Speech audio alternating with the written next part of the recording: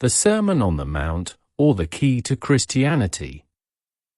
An interpretation by Pekka Ervast, authorized translation. The Portals of the Kingdom of Heaven. Matt.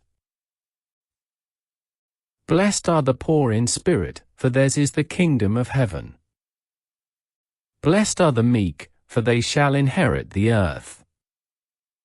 Blessed are they that mourn, for they shall be comforted. Blessed are they that hunger and thirst after righteousness, for they shall be filled. Blessed are the merciful, for they shall obtain mercy. Blessed are the pure in heart, for they shall see God. Blessed are the peacemakers, for they shall be called sons of God. Blessed are they that have been persecuted for righteousness' sake, for theirs is the kingdom of heaven. You have divided the Sermon on the Mount into chapters in your own way, according to the subject matter, I suppose, and I do not want to quarrel with you over that. But I should like to know why you have chosen as a title for the 8 Beatitudes, the Portals of the Kingdom of Heaven. The Sermon on the Mount depicts life in the kingdom of the Spirit or heaven, so it is quite natural that at the beginning of the text were put some short phrases indicating clearly and concisely for whom the door shall open and what awaits them beyond the door. These Beatitudes were to be learnt by heart. Meanwhile, permit me to put a little question. It is, perhaps, by the way, but if you will kindly answer it, it will dispel all doubts and misunderstandings. I take it for granted that the kingdom of heaven is not the same as the life after death. Your question is not at all out of the way. You guess the truth and understand it, but misconceptions as to this question are so general that we shall surely profit by stating directly that the kingdom of heaven is not the same as the post-mortem life. If a man dies in the darkness of mammon, his life after death shall pass away outside of the kingdom of heaven, just as it was spent on earth. Is he thus lost? In a way, but not forever. Had not the media, Val clergy in their councils anathematized the doctrine of reincarnation, our Christians of today would know that the spirit of man will be reborn upon earth. It returns to this vale of sorrow time after time, until man chooses the life of the kingdom of heaven or spirit, thus educating himself to become a spiritual being, who no longer will be the slave of mammon and death. I have heard of this doctrine of reincarnation, which is a common belief in the Orient. Do you mean to say it is a true doctrine? Certainly, but we may pass it over this time as a theological or rather scientific question. The main point just now is to understand that the kingdom of heaven is not the after-death life, but a spiritual condition in eternity outside of time. It looms behind us now as after death, with the only distinction that now is the accepted time, as we are told in the New Testament. Now the choice is to be made. Walk while ye have the light. I think I understand this. Well, now please notice the first word of the Beatitudes, for it describes the life of the kingdom of heaven, telling us what the aspirant has to look for in the future. This word is blessed. What is the meaning of that word? Blessed, it seems to me, is one who lives in eternal peace and happiness. Just so, and without any theological flavor. The Beatitude is not to be conceived as a metaphysical condition to be experienced after leaving the body. The beautiful English word, blessed, is indeed much more appropriate than happy. The Latin text has beati, and the European translations accordingly beati, selig, saliga, ortuator, etc. Only in the French language there is no equivalent word, so the French translation has heroes, which means happy. The original Greek text uses the word makarioi, which clearly indicates that the author wanted to speak of an abundant heavenly happiness, or else he would have written euthykes or eidaimon. Marker or makarios as great and of the same quality as the happiness of the gods, for the beatitude of the gods was described by the word marker. The same word was also used with regard to those deceased who had gained access to the island of the blessed and become like the gods. Thus it is not to be wondered at that the Christians have confused the conception of the kingdom of heaven with the idea of the after-death life, and it behoves us to understand perfectly that the kingdom of the Spirit is open to all living men as well as to those among the deceased who have tasted it during their lifetime. On the other hand, as all dead men lead a very happy life in their heavens before rebirth, it was necessary to emphasize that the life of the kingdom of heaven or spirit did not only surpass the highest possible bliss from an earthly point of view, but also the highest heavenly happiness that men after death were able to enjoy. All this has been very well represented by the words makarioi, blessed, etc., and at the same time this forms the positive ethical basis of the teaching of Jesus. Do you see the difference between this teaching and that of the Buddha? There is a clear difference. The Buddhist teaching of nirvana lays stress on the extinction of pain and suffering and is rather of a negative character, but Jesus, speaking distinctly of a blissful happiness, is forcefully positive in his teaching. Yes, there can hardly be any other purpose in existence. As eternal being can have no purpose in time, the reasonable purpose of being must be inherent in its own essence, of the nature of eternal bliss, or, if you prefer it, of an ever-increasing, broadening and deepening happiness. By the way, do you think unchangeableness or idleness could be blissful? No, although people often think eternal life is unchanging. That is, of course, an awful misconception. Happiness and bliss are to be found only in work, good and beneficent work, alternating with rest, and as no work is possible without difficulties and hindrances, not even suffering is alien to bliss. There may be pain and suffering, but it is gloriously overcome by happiness. Now I think we have realized that, behind the portals, the happy and blissful life of the kingdom of heaven awaits the aspirant. Yet you have not so far explained the term door or portals. A door bars out those who are unauthorized, and opens only to those who are allowed to enter. The portals of the kingdom of heaven or spirit designate those who are able to seek entrance. This definition is given in the Beatitudes. In other words, those who may aspire to the kingdom of heaven are the poor in spirit, the meek, the mourners, the righteous, the merciful, the pure in heart, the peacemakers, and those who are persecuted for the sake of righteousness. Just so, and now we shall inquire more particularly into these conditions. First, I beg to remark that the 8 Beatitudes are divided into 4 pairs. The first and the last belong together, the second and the 7th, the third and the 6th, the 4th and the 5th. Think of them as pearls on a string. If you lift up the string right in the middle, the pearls, or Beatitudes belonging one to another, will be placed side by side, and the whole device will, indeed, form a straight gate. You will soon see that this is no arbitrary method. An interesting discovery. And by reason of that you have changed the order of the 2nd and 3rd Beatitudes. I have just observed that in your text the meek and those who mourn are placed in another order than in the Finnish Bible. Did you observe that? Well, had I done it arbitrarily, then you could justly say that the writer of the Gospel of Matthew did not himself think of the verses in pairs nor of the portals formed by them. But listen, and I shall tell you how the matter stands. I had seen, in my meditations, that the Beatitudes divide themselves into pairs, so that, according to the usual order, the second and the sixth, the third and the seventh, belong together.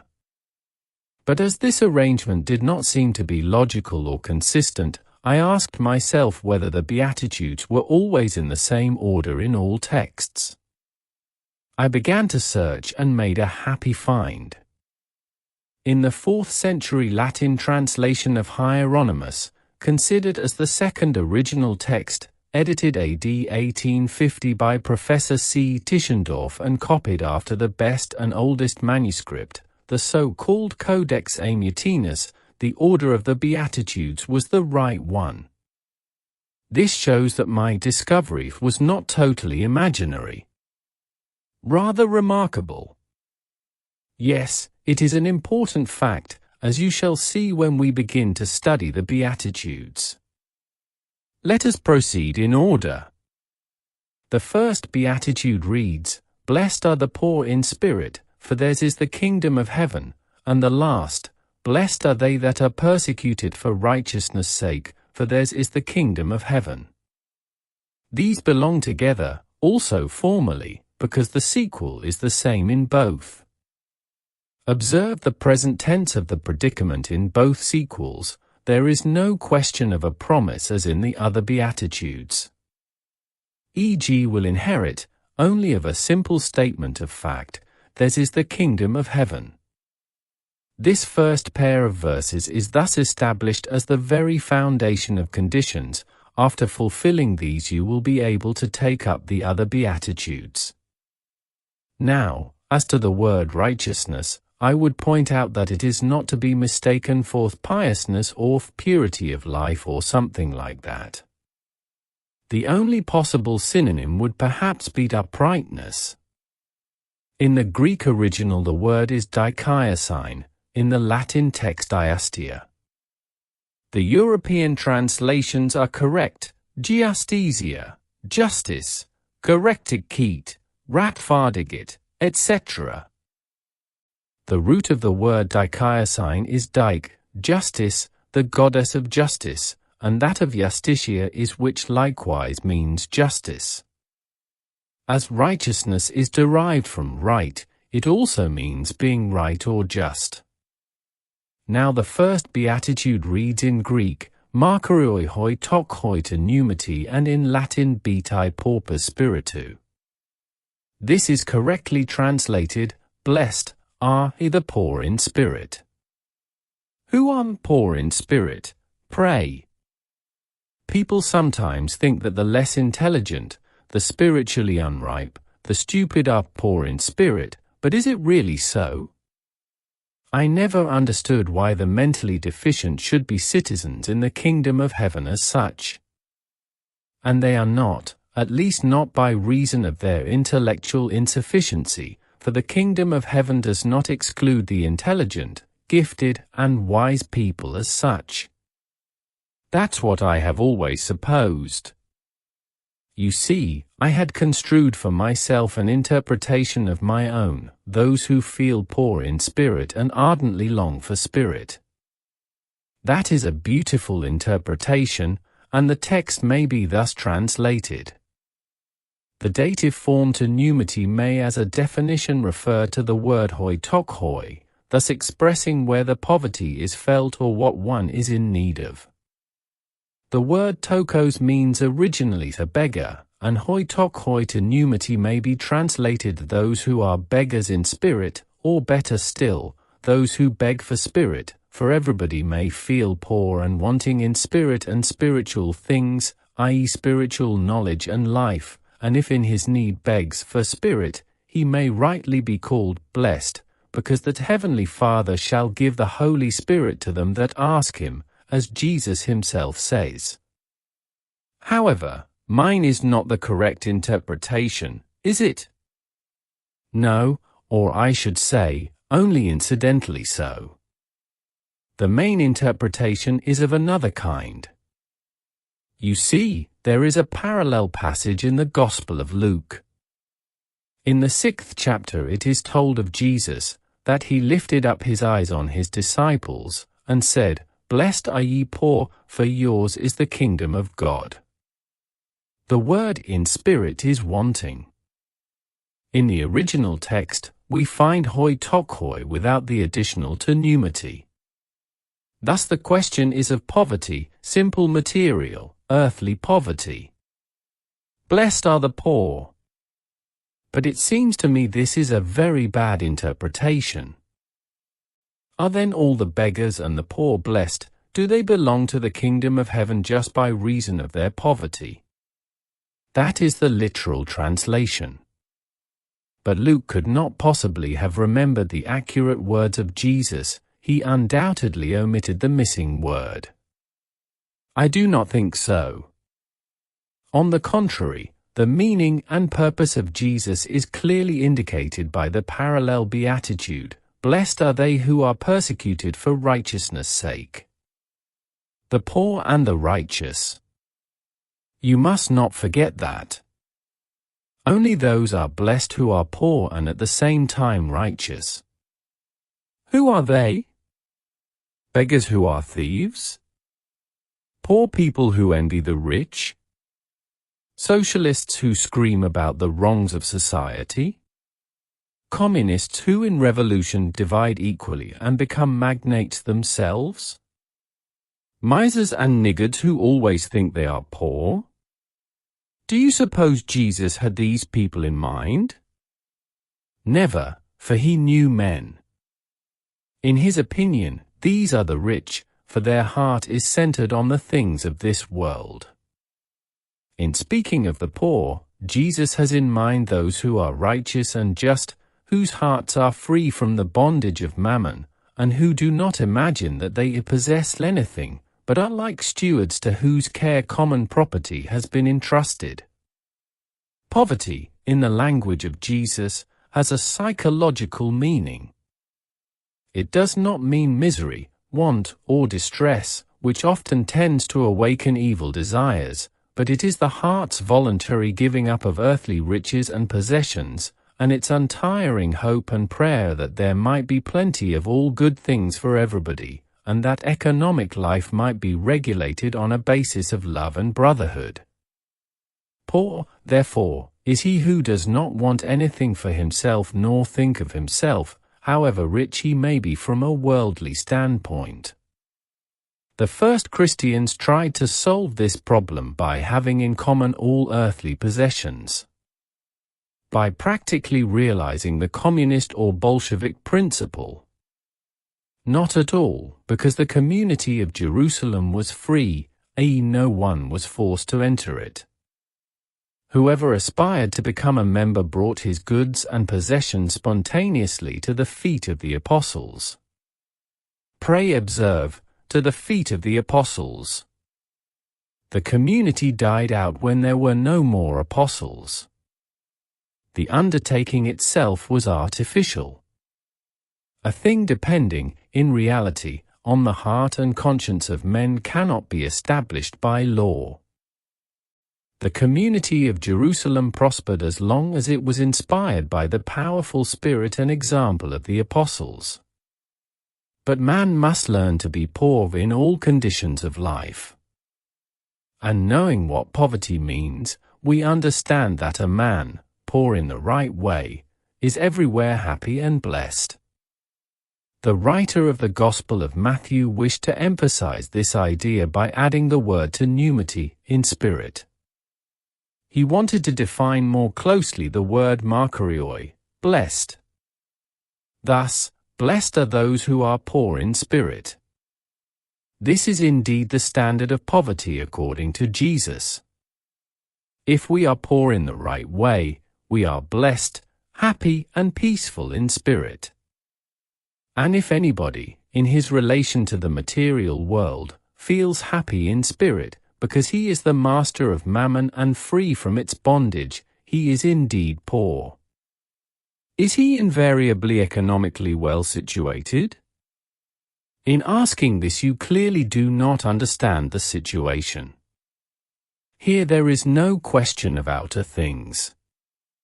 A poor man may economically be in the position of a beggar. Prophets and apostles used to occupy that position. Jesus Christ himself in the first place. And Buddha likewise.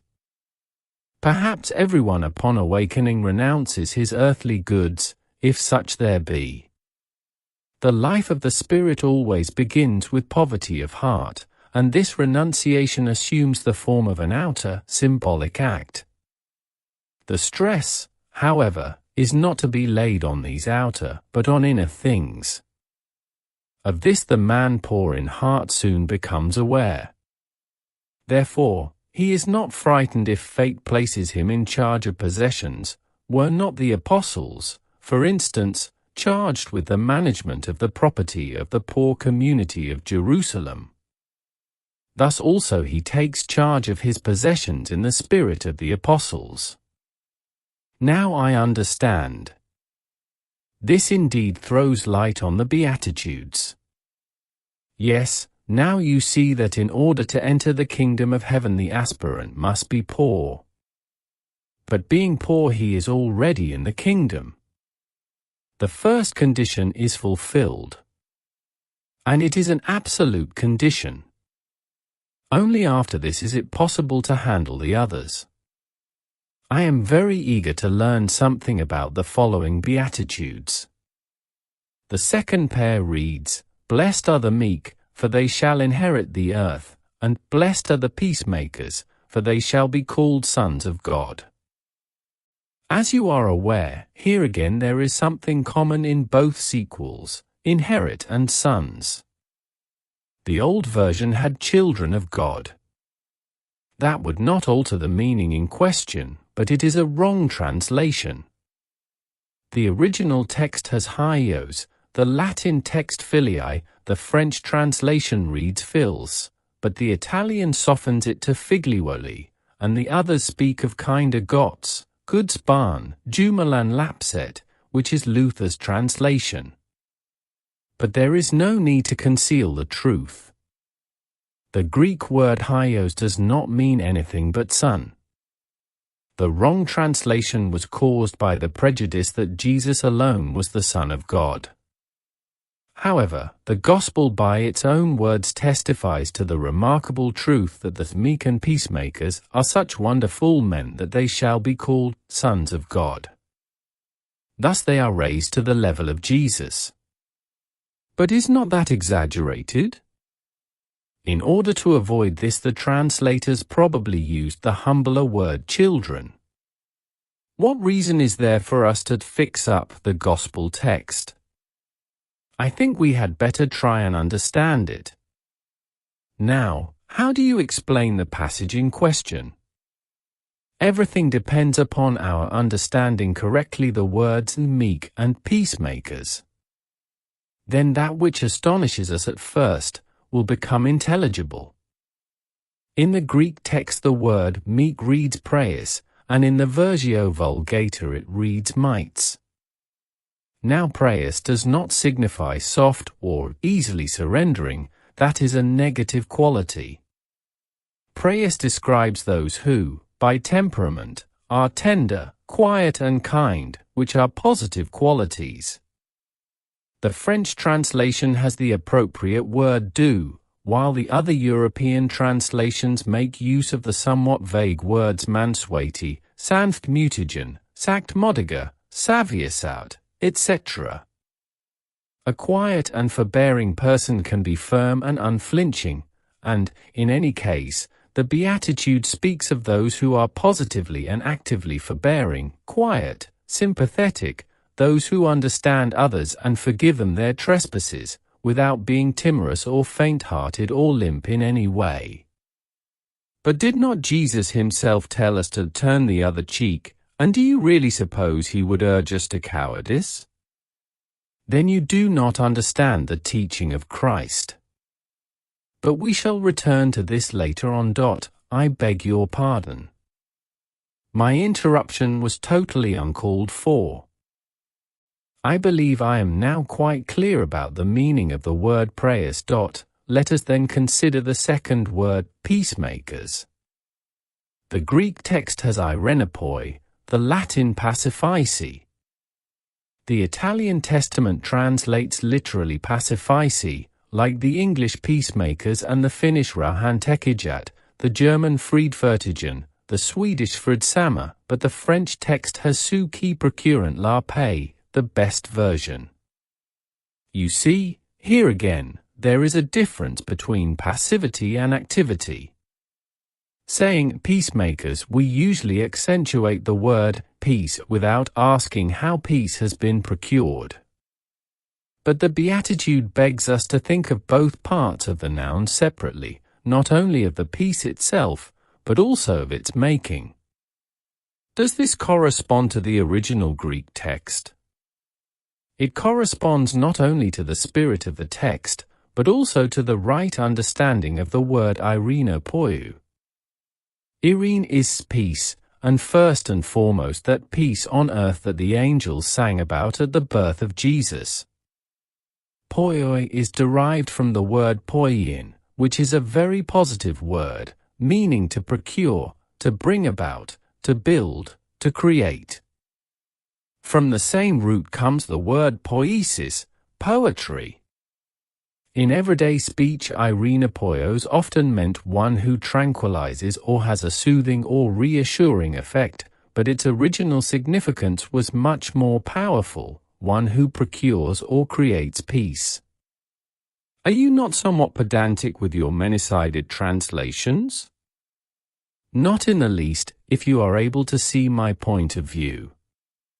Remember that the Beatitude speaks of those who make peace on earth. Armies and generals? Generals may bring about peace after having triumphed over the enemy, but then the peace comes as a natural sequence by itself. Jesus does not speak of such a peace. And hardly was the Bible passage ever understood in that way. The peacemakers are thus those who make peace by reconciling parties that are at variance, judges, for instance. In a way, to meddle in other people's business is seldom right and proper, but to pronounce a judgment, when people appeal to one's impartial sense of justice, is to act both naturally and humanly. However, the Beatitude has not this in view in the first instance. What then? Peacemakers are those whose life and labor tend to establish peace on earth, who work for the kingdom of God, longing for the time prophesied when there will be peace on earth. This is a little vague. Do not wars prepare that time? All heroes slain on the field of glory believe that they have served the cause of peace. They do so in a way, as everything evil will be finally turned into good. But Jesus, in speaking of peacemaking, does not mean war. He said, however, I came not to send peace, but a sword. Or, as Luke renders it, but rather division, for the text shows clearly that Jesus is not speaking of war, as the words immediately following run thus, for I came to set a man at variance against his father, and the daughter against her mother, and the daughter-in-law against her mother-in-law, and a man's foes shall be they of his own household.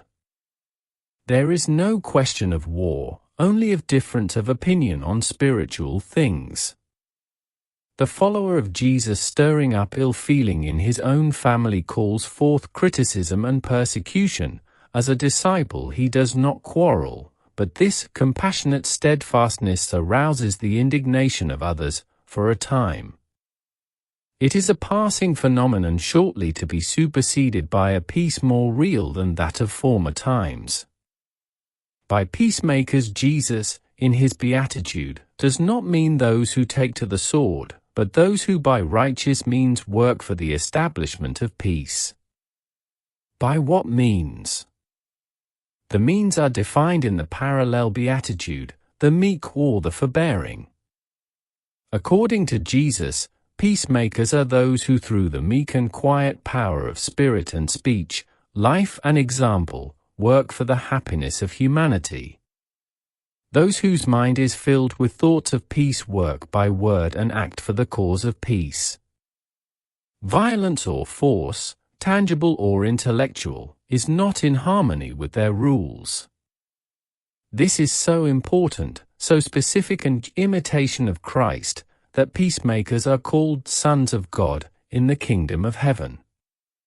And in order to make it clear that their work is not in vain, although it would seem, from a human point of view, as if they did not bring about anything fruitful, Jesus promises them that they who, being really meek, resort not to wrong and violent means, will ultimately inherit the earth.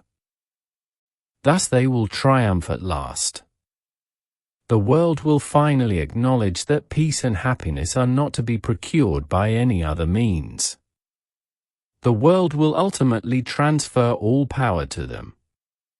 Do you mean to say that the meek peacemakers ultimately will become leaders and kings of nations? At least symbolically. If, at that time, there are still kings and leaders, as you say, then of course the most wise, forbearing and peaceful people will be put in places of honor. Yours are broad views indeed. You dig out wonderful things from the Bible passages. But no artificial things, pray. I do not put into the words anything that is not there already. I agree that your explanations are natural and seemingly true, but surely they are astonishing and unheard of.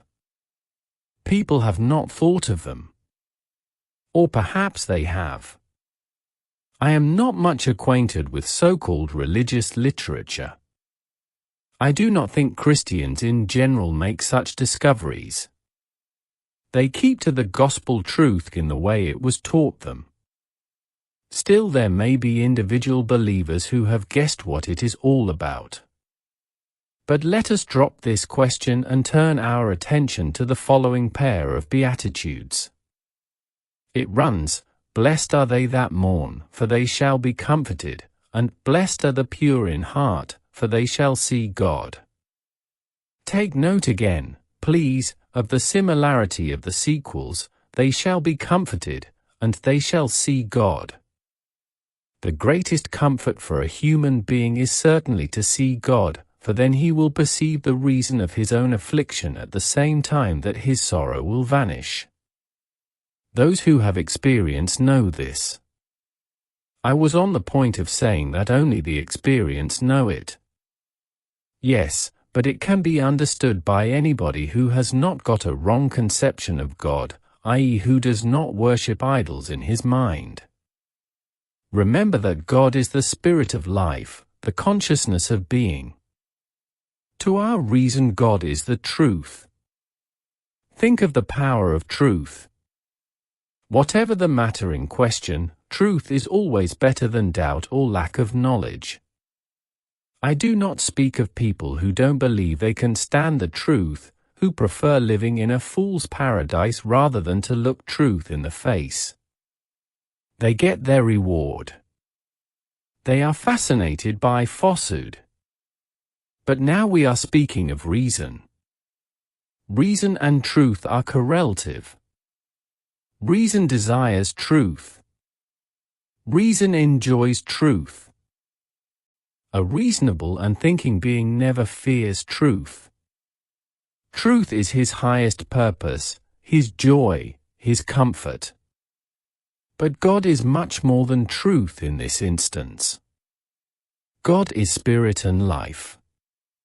In case of illness, for instance, if we know the truth, i.e., what disease it is, we are not thereby relieved. Only if the remedy were concealed in the knowledge of truth would we be restored to health by the knowledge itself. So the matter is with God. God as truth is at the same time life, health, happiness, peace, beatitude, etc. To see God is not seeing a scientific or philosophical truth. To see God is to be a participant of God's truth, God's life, spirit, and blessedness. Who sees God is a part of God, is born from above, heaven-born. He is already a member of the kingdom of heaven, he is already called a son of God. Nobody can see the Father, but the Son. That is a unique experience, never to be comprehended by the ordinary man. It is taught by Jesus. But seldom, I think, do those who mourn get such heavenly experiences. I am thankful to you for calling our attention to this point. In the Beatitude there is no question of ordinary earthly sorrows and griefs. The Beatitudes are to be taken side by side. The question is only of those mourners whose heart is pure. Both the Greek penthouse and the Latin key lugent mean those mourners who grieve over the loss of some dead friend or relation. Close at hand, indeed, was the very human interpretation that Jesus wanted to comfort those who had lost by death some dear relative or friend. Accordingly, the Italian translation has Chi anno cordolio, the French Qui sunt dans la fiction, the German Die die Lied Trajan, just as the English has They that mourn, all thinking of heartache. Only the Swedish and Finnish translations make use of a word not so clearly indicating heartache, viz. De bedravade, merhiliset, which means only those who are sad. This translation I find more appropriate. I do not understand you. Such a translation is a free one, for the original text speaks of grief caused by the death of someone. Besides, I do not understand what connection there is between sorrow and purity of heart. Grief over the loss of a dear relative is often rather egotistic. That is just it. The Beatitude cannot possibly speak of such a sorrow. That is why the vague word sad would be better. Even so, I do not understand. You will understand directly when I tell you that the Beatitude speaks of the grief or sadness which is characteristic of and follows upon purity of heart. Please explain. In the Greek original, pure of heart reads hoi katharoi to cardia, and in Latin mundo cord. The Greek katharos means clean, from dirt, empty, also morally blameless. Pure mundus likewise means clean, neat, and also decent, refined, as to manners. Both words make one think both of a purity not yet defiled and of a purity from which all filth has been removed. As to purity of heart, it may be natural with some, and they must needs preserve that purity. With others, it may be the result of a purifying self-education. From immemorial time the Greek word catharsis, purification, reconciliation was used of the expiatory sacrifice imposed by religion on a criminal, and at the time of the mysteries, of that purification of soul and body indispensable to the aspirant, before partaking of the so-called lesser mysteries. I remember the stanza of Buddha condensing his teachings into various aphorisms for his followers. Sabba papasa karanam. Kosalasa upasampada. Sashita pariyodapanam. Etam buddhanast sanam. I.e., abstaining from bad deeds, bringing forth good deeds, purifying one's mind. That is the everlasting rule of all Buddhas. Buddha expressly speaks of the purification of heart as a positive and active transaction, and there is no reason for us to suppose that Jesus meant only those, children and undepraved youths, for instance, whose hearts are still pure by nature.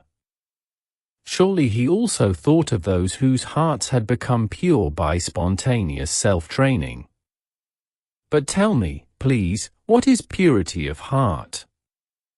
Is it not, then, a mind sincere and free from sensualism? Well, Jesus defines it by telling us of the evils that may issue from the heart, for out of the heart come forth evil thoughts, murders, adulteries, fornications, thefts, false witness, blasphemies. Free from these faults and vices is the heart that is pure.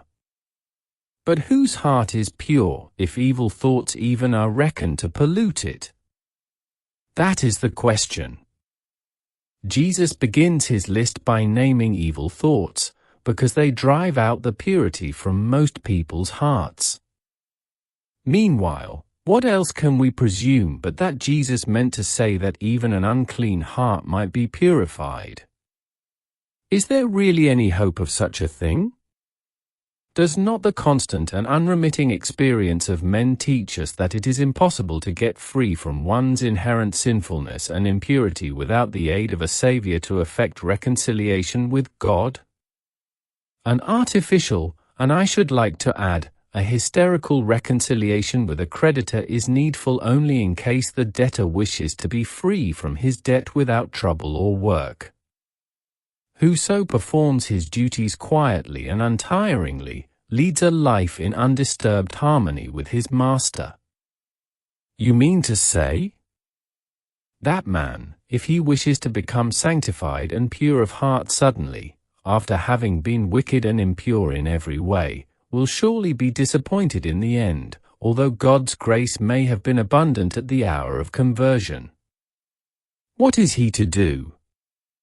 He must continue to cleanse his heart every day, unremittingly, until vileness no longer contaminates it. But how can this be brought about? The method is indicated in the words of the Buddha, Satchita Palio Dapanam, purifying own mind, i.e. by constantly and unceasingly purifying, guarding and controlling one's thoughts. Man himself, his very ego, is surrounded by his thoughts. That is why he can learn to elect, to regulate and concentrate them. It is no easy task, it is like training a wild animal, but for him who perseveres it is possible. Why should we be willing to throw on another's shoulders what we ourselves are able to perform? We are able to purify our thoughts. And having built out of our heart a temple, where no impurity can dwell, the grace of God will surely take its seat there. And upon this purification there follow the sorrow and sadness of which you have spoken.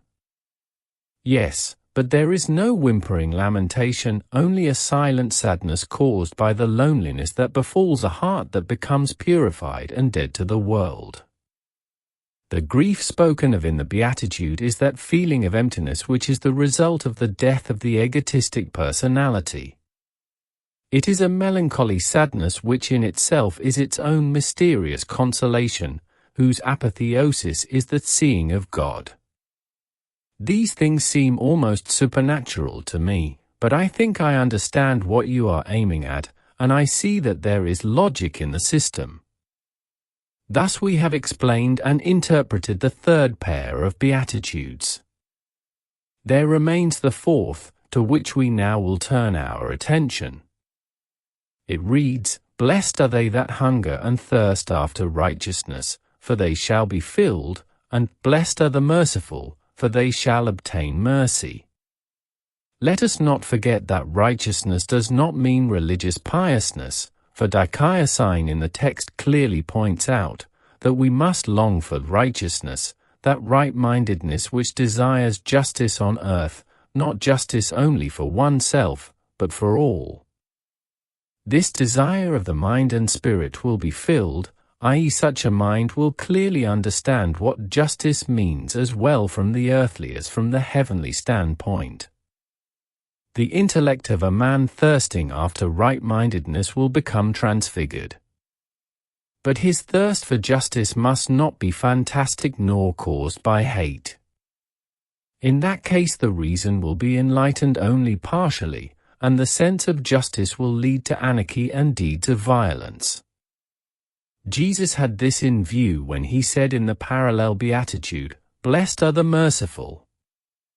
The thirst for justice is helpful and blissful only if permeated and upheld by mercifulness, clemency, and sympathy, yea, animated and inspired by love. The word merciful is in the Greek text elemones, in the Latin misericords. Both words allude to those whose hearts are full of pity and sympathy. What justice would there be on earth without love? How could we create and realize justice without being full of understanding, pity, sympathy, and forgiveness one to another?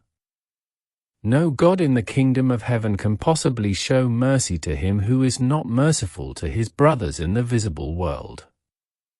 The purpose of these Beatitudes is to show that the disciple whose heart is kind and loving really becomes enlightened in spirit, partaking of divine mercy when thirsting himself after justice. I was sitting here thinking that the Beatitudes are rather high-flying ethical rules that the multitudes could not put into practice, but then I remembered what you told me, namely, that these are rules for the followers of Jesus, for his disciples, the true Christians, and not in the least for fools.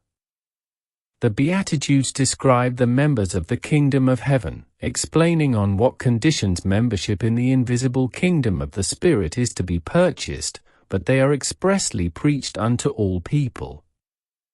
The good tidings belong to all, whosoever will can accept them. Truly, everything is voluntary.